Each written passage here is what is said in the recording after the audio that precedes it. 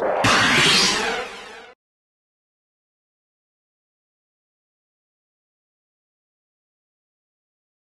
te impulsa a escribir este libro en este momento histórico de tu vida, del país, del movimiento de mujeres? Mire, yo creo que yo pensé que era el momento, tal vez también por los años, porque con estos años yo me siento un poquito encima del bien y del mal.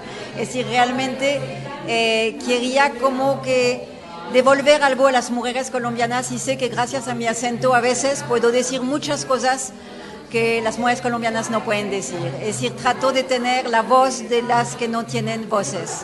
Y cuento finalmente un evento que ocurre a miles de mujeres en este país, miles de mujeres a este país, miles de mujeres muy jóvenes a veces, que tienen que tomar esta decisión, que no es una decisión que se toma con el corazón alegre, y también porque era muy coyuntural por nuestro querido Procurador General de la Nación, que se equivocó totalmente de profesión, Monseñor Ordóñez. Es decir, realmente era el momento, porque era el momento de volver a poner ese debate en las agendas públicas, con la justicia, con la red de salud, con todo.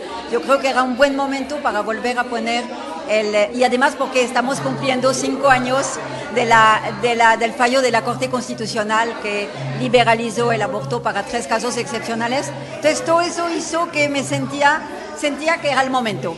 Y fue difícil, lo voy a explicar un poco, no es fácil, porque de todas maneras era algo que estaba lejos, que estaba muy lejos, y tenía que encontrar las palabras justas que traten, por supuesto, era un evento que se vive de manera distinta de todas maneras en Colombia, por los mismos procedimientos, pues ya no es lo mismo.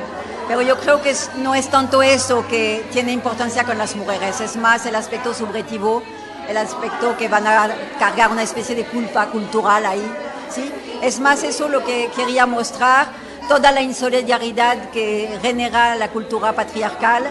Es decir, traté de mostrar eso de verdad, no sé si lo logré, pero bueno, es eso lo que quise hacer. ¿Qué retroalimentación has tenido de las mujeres que han leído tu libro? Bien, sabes que bien, muchas mujeres me vienen a decir, jóvenes, y todo eso, que claro que no fue exactamente lo mismo que vivieron, pero que se sintieron representadas. Realmente yo, en ese sentido, creo que logré encontrar un tono, por lo menos el tono que hacía que se reconocían en lo que estaba escribiendo.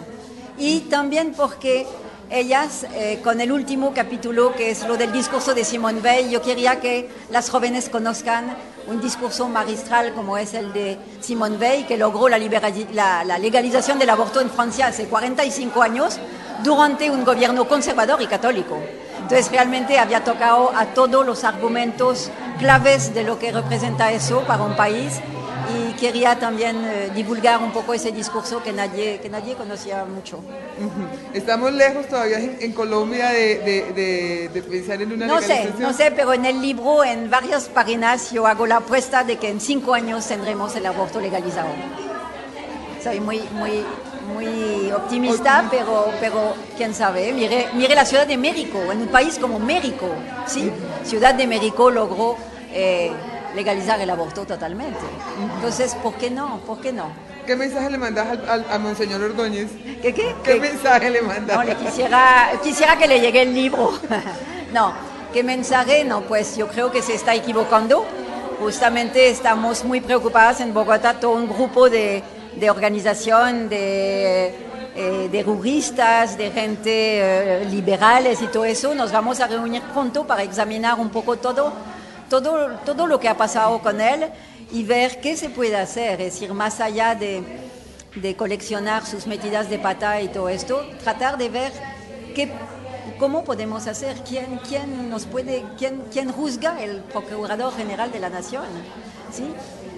Parece que sí hay posibilidad, entonces yo creo que no hay que desesperarse, yo creo que hay que seguir siendo muy reactivas, es decir, no esperar que sea demasiado tarde, porque va a haber proyectos de ley muy preocupantes, como lo sabemos, es decir, toca estar muy alerta. Tenemos actualmente un monitoreo de 24 horas en el Congreso, que nos ayuda mucho, porque y estamos tratando de conocer un poco a los congresistas y todo eso para ver con cuáles podemos construir alianzas, pero es muy difícil, tenemos un Congreso muy adverso, yo creo que todo el mundo se da cuenta de eso.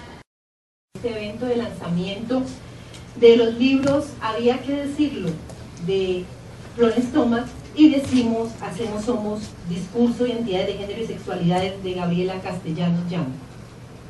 Saludamos aquí en la mesa a la vicedecana académica de Humanidades, profesora Cecilia Orozco, y a las profesoras Florence Thomas, Gabriela Castellanos, Carmiña Navia y Norma Lucía Bermúdez.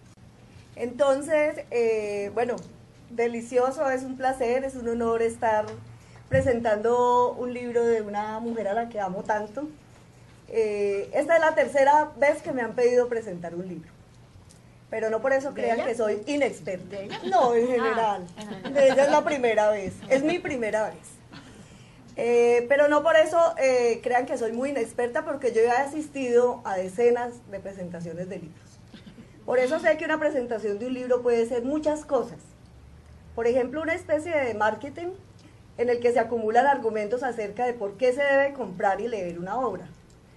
Otras presentaciones son una especie de casa de citas, casa con Z, en la que quien hace la presentación entra en una abierta competencia con la autora para demostrar que es más erudita que ella y que realmente el mérito lo tiene más la presentación que el libro. Otro tipo de presentaciones son unas descripciones tan detalladas del libro que al final el público siente que ya está leída la obra y que para qué se lee. Y también he estado en algunas en que se hacen unos textos que son muy bellos y que se siente que ha sido inspirada por la obra, pero no se refiere a la obra más que en el título. Entonces yo, que soy aprendiz de todo y ecléctica académicamente y magíster de magallismo, me preguntaba yo qué tipo de presentación podría hacer. Intentaré hacer un poquito de todas, menos la de mostrarme más erudita que Gaby, no porque no tenga mis aspiraciones, sino porque soy realista. Entonces, puedo aspirar a conversar sobre esta obra, de antojarles de leerla, a partir de lo que me ha inspirado, y no solamente de los aprendizajes en el campo de las ideas y los conceptos, que ahora más adelante describiré, sino en el campo de las sensaciones y los sentimientos, que como saben están desterrados en los escenarios académicos, porque podrían hacer ver las producciones como faltas de rigor, como peligrosamente contaminadas de subjetividad. Entonces empiezo declarando que mi lectura no es parcial, sino totalmente subjetiva y llena de emoción. Emoción no solo porque amo a Gaby Castellanos, y en todos los escenarios que puedo se lo declaro, sino porque admiro mucho la valentía también de pedirme que yo sea quien presente el libro. Mi lectura para nada es ortodoxa y en muchos campos la racionalidad de Gaby ha chocado contra mi intuición, mi magia, mis miradas holísticas, caóticas del mundo, y otros senderos del pensar y del construir en los que hemos discurrido ella y yo, como las líneas paralelas. Nos miramos, nos respetamos, pero a veces no nos juntamos. Entonces el mérito de Gaby es doble. Por escribir esta obra tan juiciosa, donde desmenuza tanto los mecanismos por donde circula el poder en nuestras vidas, y por cederme el poder de contemplar su obra y hablar en público de ella. Entonces me di a la tarea de leer también juiciosamente el libro. Son 6 capítulos, y para describir lo que produjo en mí su lectura, pensé primero en recurrir a la experiencia de los orgasmos en cascada, que hemos tenido algunas mujeres. Pero eso no es respetuoso académicamente ni es incluyente. De pronto no podrían entenderlo los hombres si dicen que algunas mujeres. Así que olviden esa metáfora, yo nunca me atrevería a mencionar eso en un escenario tan serio.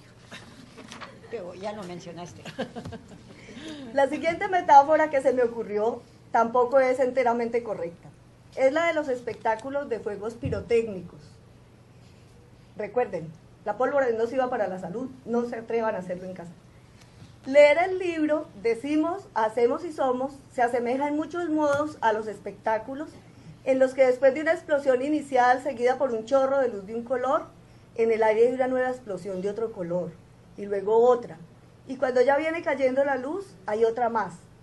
Eso es lo que pasa con los capítulos del libro.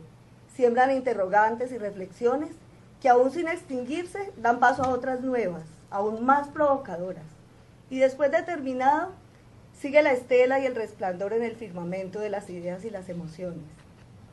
En general, la obra de las mujeres académicas cumple un papel parecido.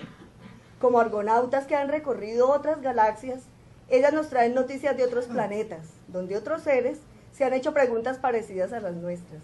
Y aunque su atmósfera sea diferente a la de la Tierra, sus búsquedas y hallazgos tienen el sabor de lo conocido, el tinte de lo que necesito y estoy buscando en este puntico azul de otro rincón del universo.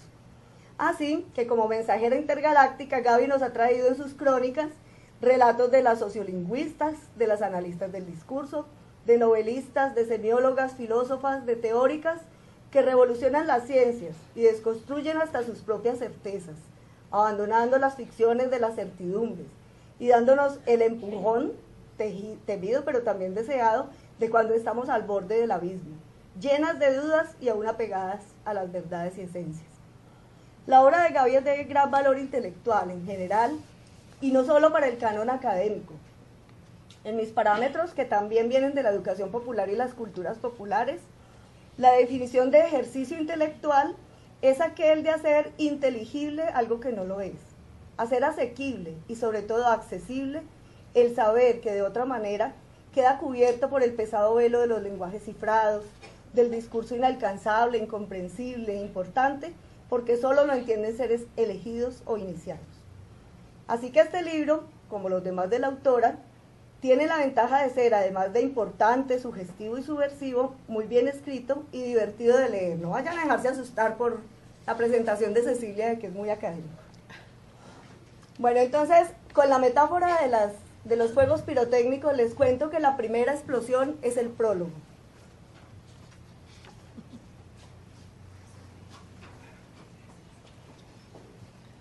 El prólogo es escrito por Jesús Martín Barbero. Dicen los indígenas Nasa que el pasado queda al frente y el futuro queda atrás.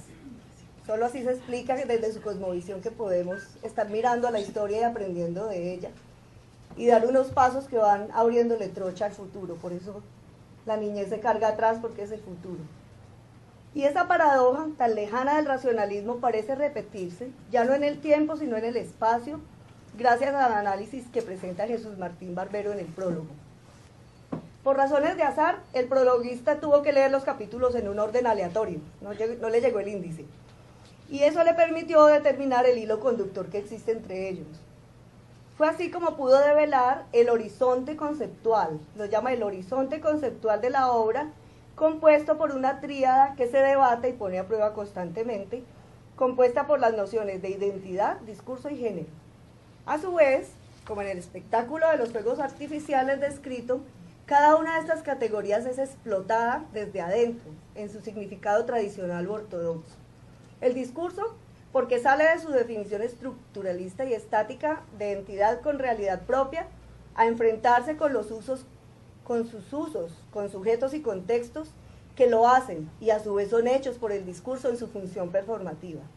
Las identidades que salen de la esencia del hilo fijo para tornarse dinámicas, mutantes, nómadas, construidas por las maneras como nos nombramos y por las múltiples posiciones del sujeto en el mundo.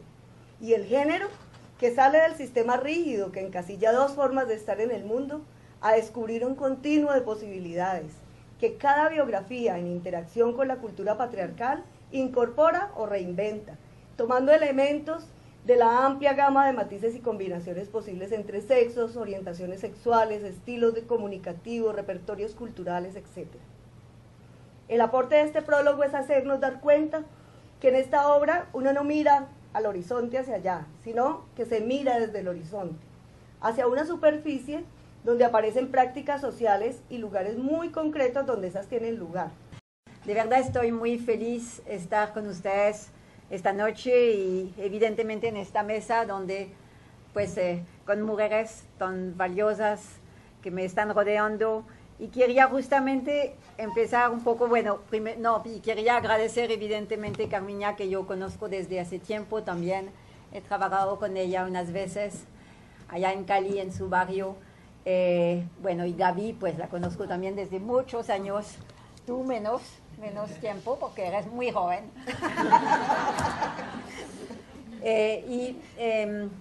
Quería pues tal vez empezar con lo que la provocación que nos hizo Gabriela con ser académica en clave feminista. Yo quisiera decirle a Gabriela que no se desespere, que realmente uno lo logra mejor que todo cuando ya se pensiona de la universidad. ¿Sí?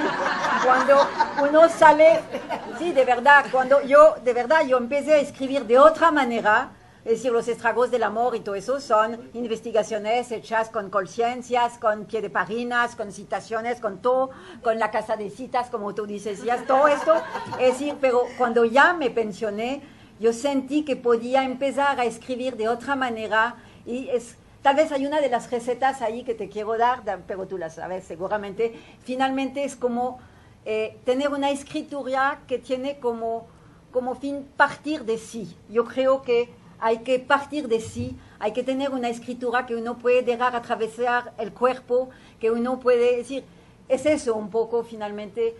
Y es muy importante el ser académica en clave feminista, porque evidentemente los 30 años de Universidad Nacional me sirven enormemente, pero ya puedo escribir de otra manera. Y eso es una liberación para una mujer, pero formidable. Es decir, no ya jugar a ser un académico varón perfecto. Es decir, eso para mí ha sido de verdad una liberación formidable. Entonces, tal vez eso sea una receta. Y los puntos de suspensión también. Yo también, sí, son muy importantes también. Y mire, es lo que dice Gaby, es muy extraño. Las mujeres escriben con mucho más dudas que los hombres. Yo todo el tiempo, o yo creo que Carmiña y ustedes también, es todo el tiempo, creo que. Y nosotros creemos que, no estamos seguras de nada. ¿Sí? Los hombres la pasan seguros de todo, ¿sí? Es decir, nos explican el mundo sin parar todo el tiempo, es decir, sí, nosotros no, creemos que a veces los hombres tienen razón. Por supuesto que sí, pero lo creemos. No estamos seguras tampoco. ¿Sí? No, pero es verdad,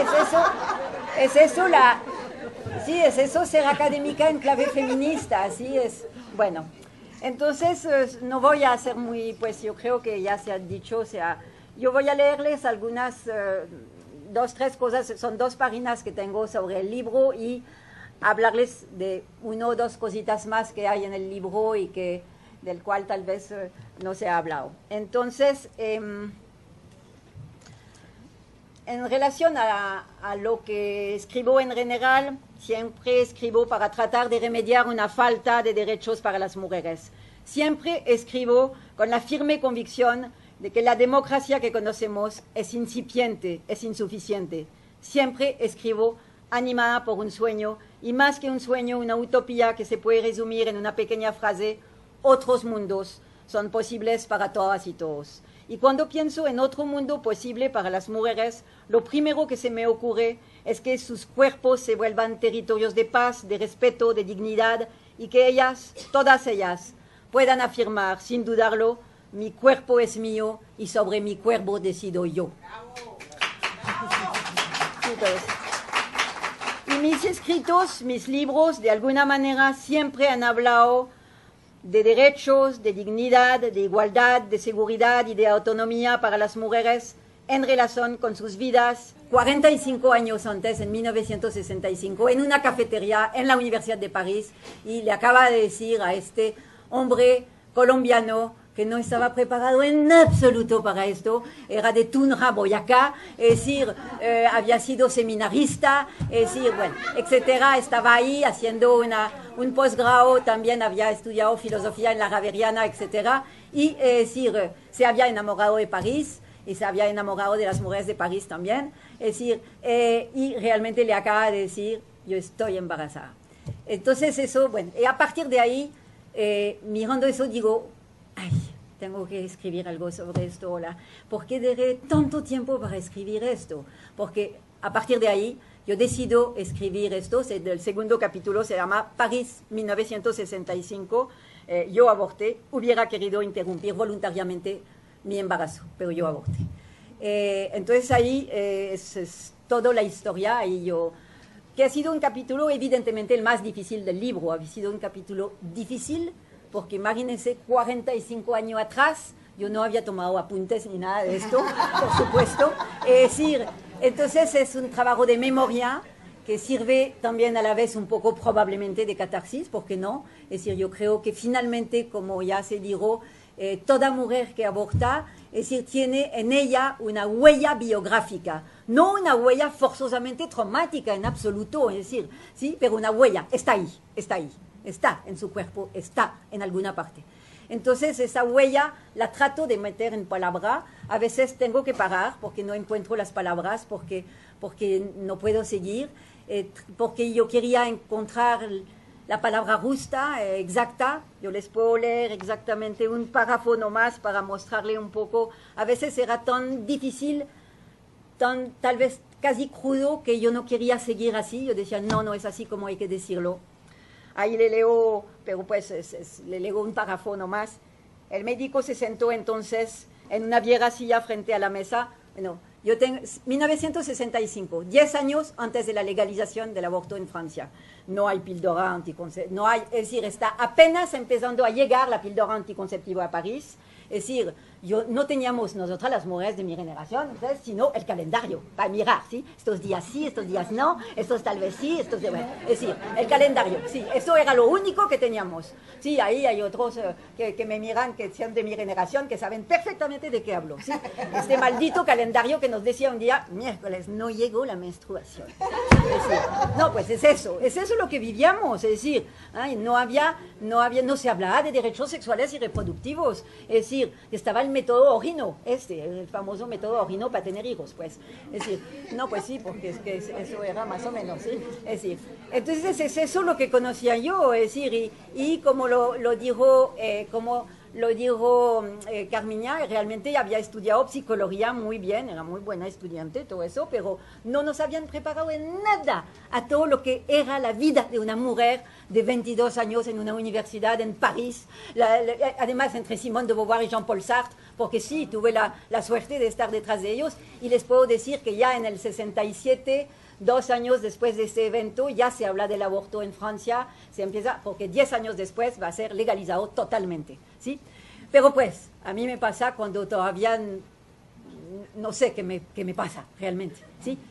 Entonces, me tocó abortar donde finalmente me logran dar una dirección, yo voy en una dirección en un barrio lejos de París, entro en una vieja casa, yo sé que es un ginecólogo rayado de la Sociedad de Ginecología, ya que he expulsado, que hace abortos, que tiene cabellos blancos, que podría ser mi padre, lo veo mucho, bueno, es en una casa, yo me hace el procedimiento en una sala comedor, es decir, me sube sobre una mesa de comedor con una sábana blanca encima, es decir, y te abre las piernas, te mete una sonda, es decir, es algo, yo decía, ¿qué hago aquí? ¿Por qué me pasa eso? ¿Qué es esa cosa? Es decir, entonces, el médico me sentó entonces en una vieja silla frente a la mesa, me abrió despacio las piernas y me introdujo el espéculo.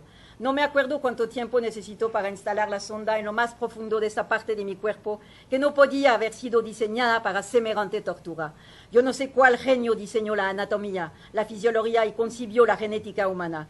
Yo sí sé que al momento de esbozar el aparato reproductor femenino, este reino tuvo un momento de distracción fatal relativo al funcionamiento de lo que se encuentra debajo de esta playa lista y dulce que se inicia con el ombligo y se acaba con ese puerto abierto al mar adentro, por cierto mal llamado Monte de Venus. Toda esta parte de nuestra anatomía que nos proporciona muy pocos goces y muchos dolores físicos a veces y del alma. ¿Qué diferencia con la dotación masculina? ¿Cuál hombre no se rebelaría ante lo que estaba viviendo yo?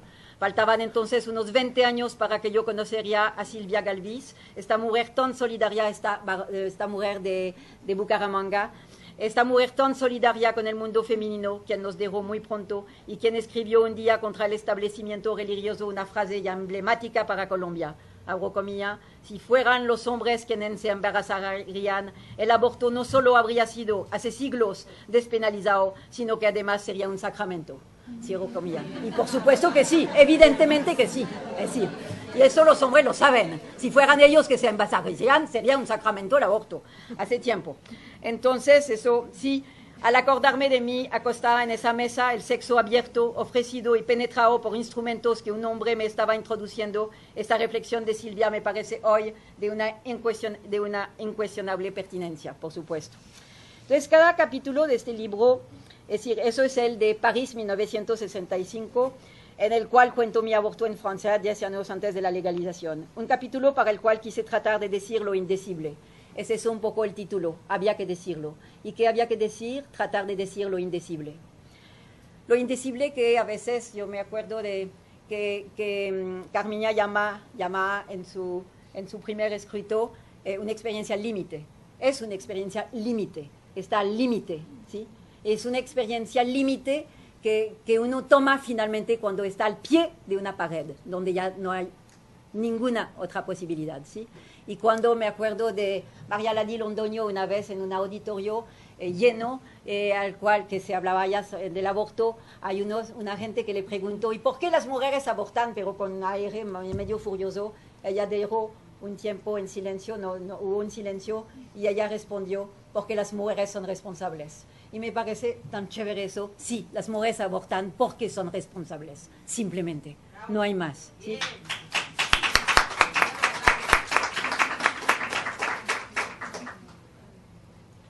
Sin embargo, en otros capítulos vuelvo a Colombia. También yo quisiera decirle algo que me parece muy importante. Finalmente, este capítulo muy testimonial, efectivamente, es un capítulo pretexto. Es finalmente el pretexto para llegar a Colombia. Yo trabajo mucho actualmente en la Mesa por la Vida y la Salud de las Mujeres, con un montón de organizaciones y de otras mujeres, es decir, y de mujeres feministas, y con Profamilia, con Católicas por el Derecho a Decidir, por un montón de organizaciones, y es decir, realmente, es decir, quería llegar ahí, y por eso también el libro es muy coyuntural. Yo quería que el libro salga mientras estamos viviendo la pesadilla de estar con el Procurador General de la Nación, Monseñor Ordóñez, que se equivocó de profesión, ¿sí? Es decir, completamente.